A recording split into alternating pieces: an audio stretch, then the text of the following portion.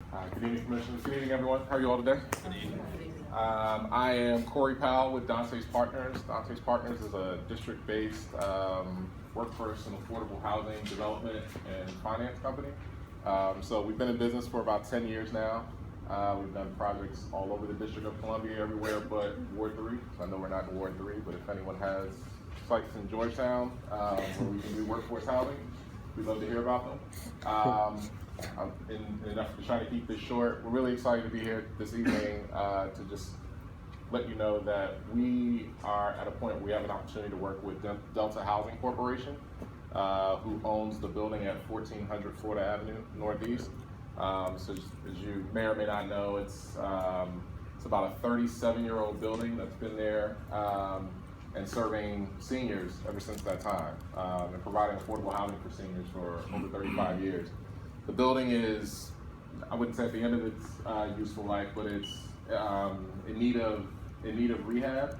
And we were fortunate enough to have been selected by the Delta Housing Corporation, working in partnership with MMJ Development, to effectively build a new building on that site to preserve the housing in the long term for the seniors that live there currently.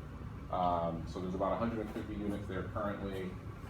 We would be building on the vacant portion of the site about 180 units, and we would be preserving 150 units for the existing seniors that are there and providing 30 additional opportunities for seniors that may not live there right now but certainly need the housing. And for anyone that knows, we're also developing another site in Ward 5. My colleague Kofi Moreau is the development manager on that project. He can tell anyone how long the wait list is and how many calls we've gotten just trying to fill 25 units. So we know we're not going to have any problem trying to fill the additional 30 units that are being built here.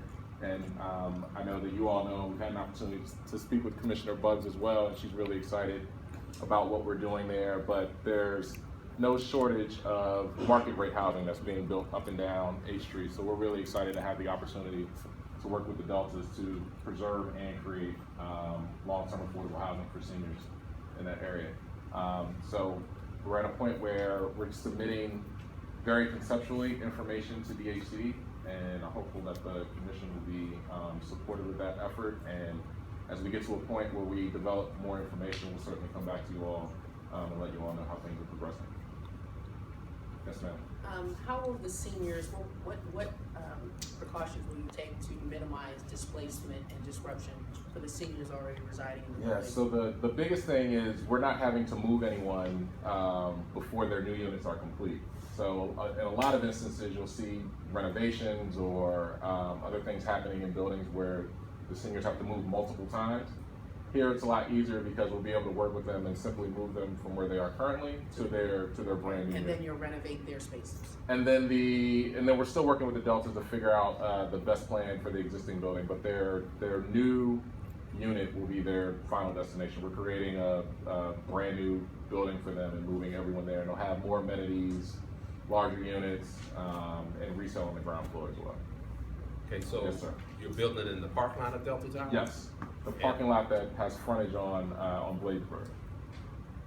Oh, okay, on that side. On that side, yes. Yeah, it's large, okay. Yes, the larger. And is it matter of right, or will you need any variances? It's a matter of right. Well, we look forward to seeing the plans. Okay. Any other Thank you. questions? Yeah, so Mr. Lee took my first question. My second question was just wanted to clarify. My understanding was that you all are going back to Commissioner Buggs' SPD meeting to talk with neighbors there. Yes, we absolutely will. Yeah. All right. Thank you. All right, and but while we are still in presentation mode, Ms. Dougherty, if you are ready, we can entertain your presentation and we'll move into action items.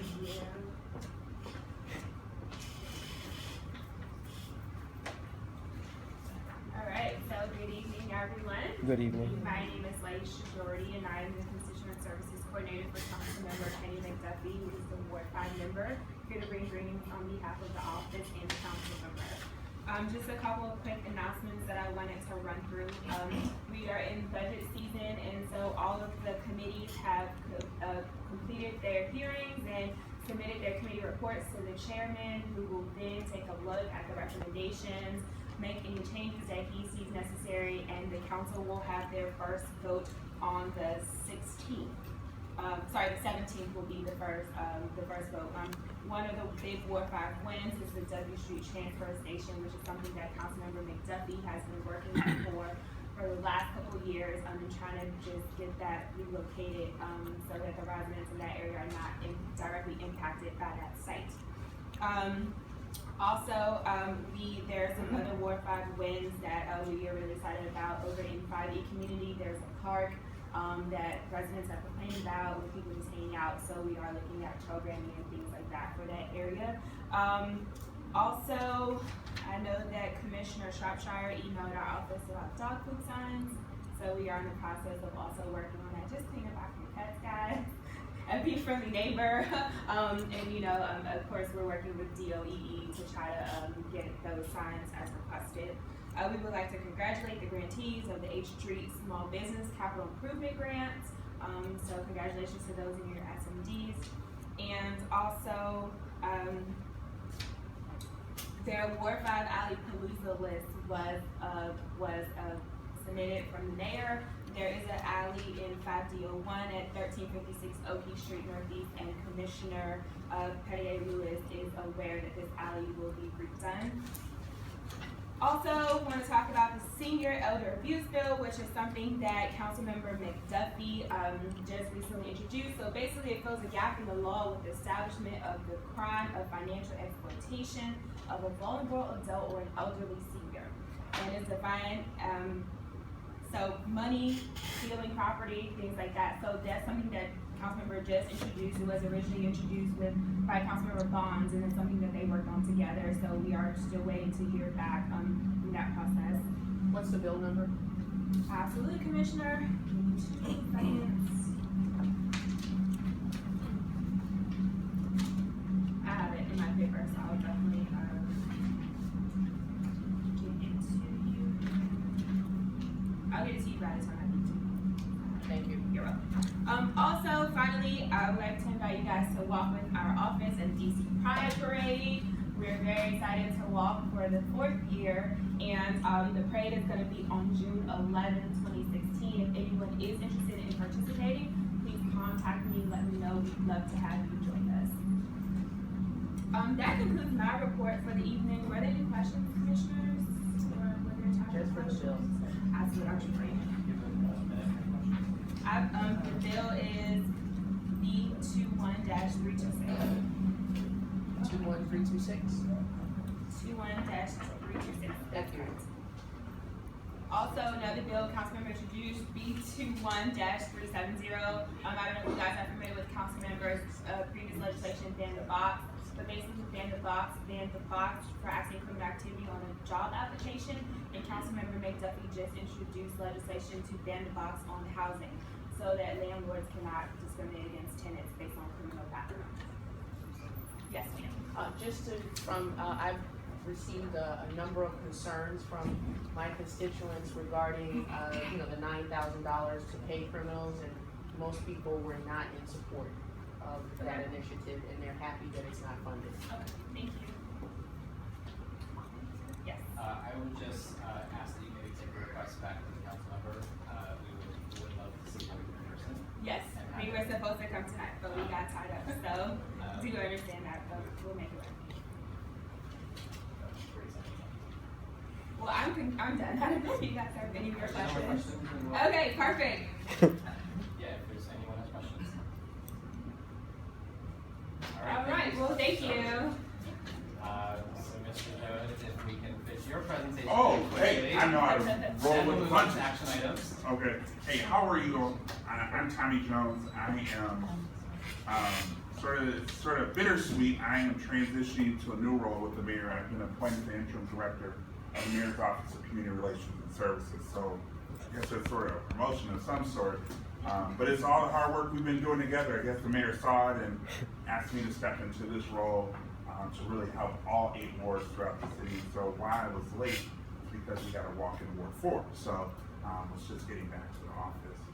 But I'm still working in Ward 5. I still live here in Ward 5 and still am working as we transition. And we will be working through some transition issues in our office to still continue that work, and I will still be doing some work as well, because there are just projects that I just can't like let go yet. And so maybe that's just me, can't let go.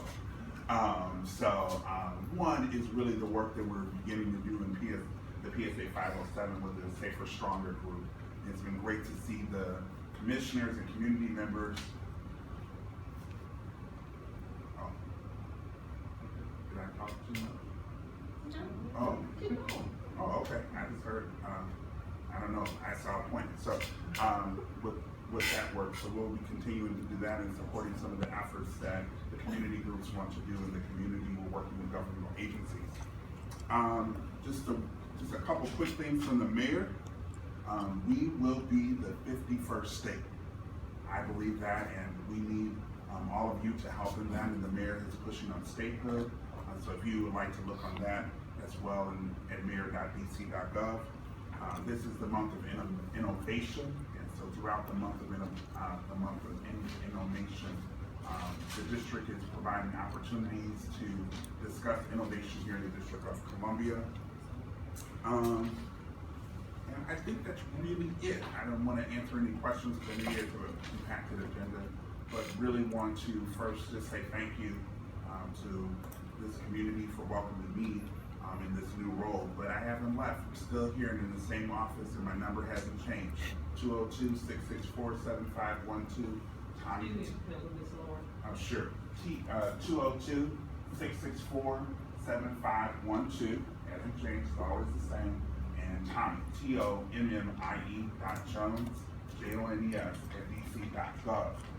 So I will still be your Ward 5 person. You still have community issues, you can always email me, call me, text me, and we are still working to continue the great work here in the community.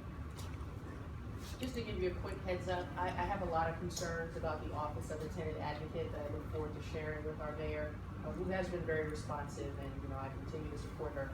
But I'm very concerned that the attorney that's been assigned to the Jet 2 Tenants Association has sort of been missing in action. This individual did not show up at a hearing on the 18th.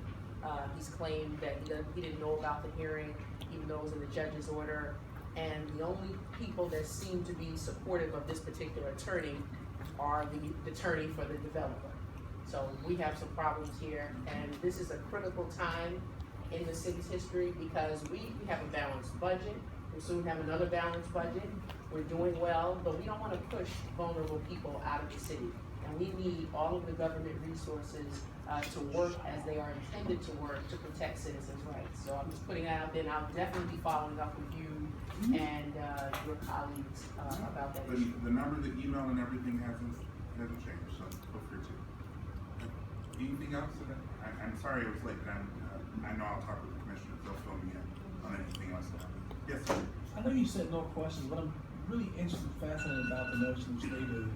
But can you just tell me the process or how that works? Sure, I can do If it. that's like, okay with folks. Or I I can can do talk it.